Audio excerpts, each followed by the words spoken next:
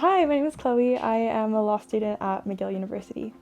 So I chose McGill because it offers what they call a trans-systemic program.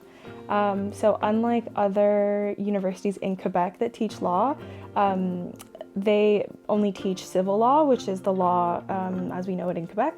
McGill offers a civil and common law diploma, so it's twice as much work, twice as much fun, but it definitely opens up a lot more doors, and it was a program that really differentiates itself for the amount of opportunities that a double diploma can offer you. Yeah, from what I've heard, it can be quite hard. So yeah, I'm definitely very grateful to have been selected, and I'm really excited about it. So I had to submit my resume, a letter of intent, and my transcript from my previous university degree. Yeah, so that is something that really distinguishes McGill as well, is that they look for people who come from all different kinds of backgrounds. So there are people who have, a degree in nursing, or people who are engineers or architects. Some mature students who've been out of school for 15 years with children who are giving it a go. So it really brings together a wide variety of people. So it makes for a really interesting cohort and for really interesting conversations and a really nice diversity that I appreciate. Yeah, to the point where teachers will like switch while they're explaining concepts, like they really go back and forth. You can either choose to take classes in French or in English, so every class has a French and English equivalent. And often the English classes fill up really fast, so sometimes by default you'll have to take a French class. But in my experience, both classes have been really great, but they definitely bring together different people, and it's just nice to be in an environment that's so bilingual.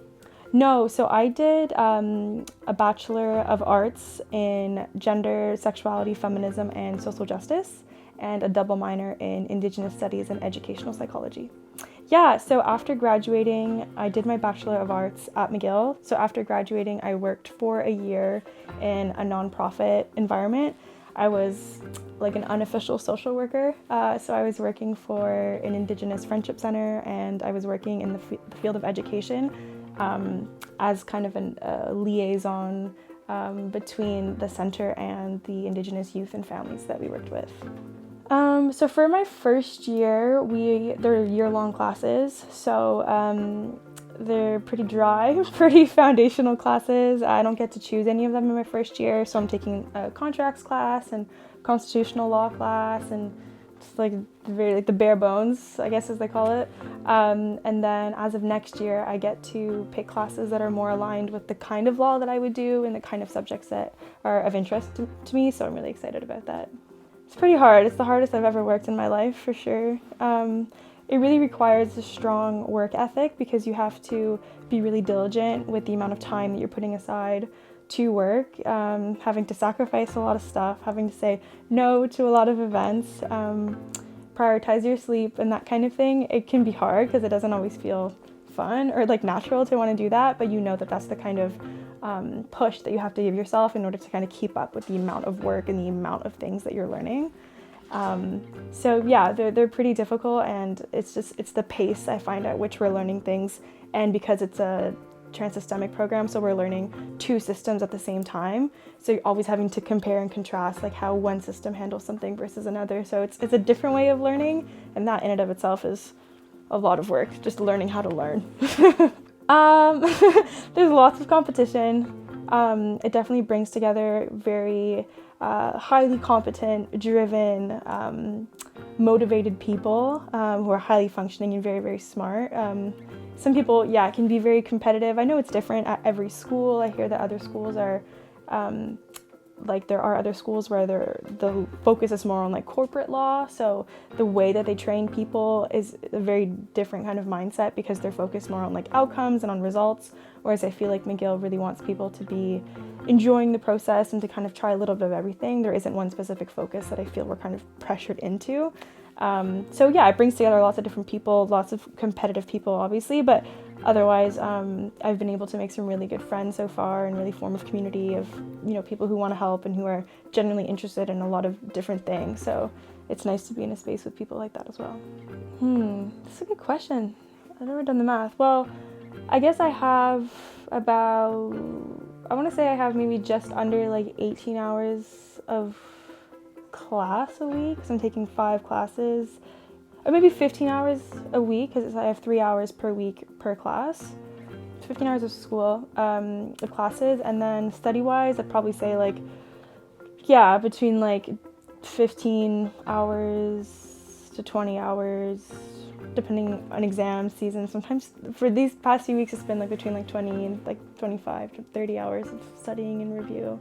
I do, yeah. I work 10 hours a week for the nonprofit that I was working at last year. So yeah, I'm working mainly on weekends, so. Yeah, I've definitely always valued it. It's something that I've definitely been taught well growing up, and it's always been really important to me. But I'm realizing now that a lot of it is like kind of relearning how to think about work and thinking about it in a way that's directly tied to the kind of career that I want, and how what I'm doing now will be directly transferable to the job that I will get, which is a different feeling that I didn't have during my undergrad. Especially as it was more broad and arts focused. I didn't have to think about how my work now would end up, becoming a job later on, whereas now, because you graduate law and then if you want to practice, you have to do the bar. It's a very different kind of way to think about work, because you're always kind of moving towards the next goal, and that's what's going to also make you stand out in comparison to the rest of your peers. Yeah, so if you want to practice law and, go to court or, legally be able to practice the career, you have to do the bar.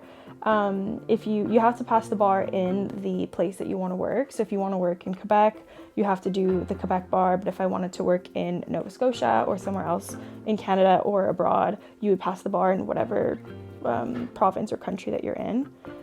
So the bar is, another like 6 months to a year of school. You take like classes, and then there's a process of an examination process.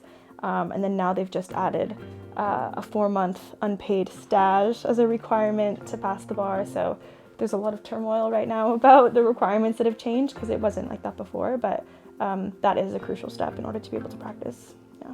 My favorite class right now is torts. So it's extra contractual obligation. So anything related to a fault or harm, like outside of a contract.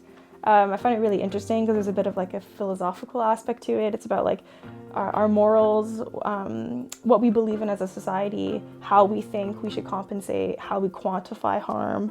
So I think there's a lot of really interesting questions that come from how we, work together as a society and how we like hold each other accountable. So right now, that's my favorite class. I think be yourself, like that's, I know that there's a lot of like stigma or like stereotypes that are often associated with like getting into law or being a law student, that kind of thing. But at McGill, at least, like a lot of people there I find have very, unique personalities, and they all bring like different things to the table. And I'm hoping that that's what got me in, just being able to have an interesting background and, kind of an interesting career path that I'm looking towards.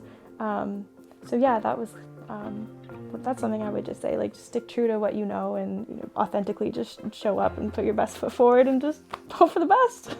I think I'll be passing the bar in 5 years because I still have 3.5 to 4 years of school at McGill and then the bar. So yeah, hopefully finishing up the bar, and then I don't know, hopefully I will have had like a job kind of within a field that interests me, or within some sort of firm as an intern while I'm doing bar school as well.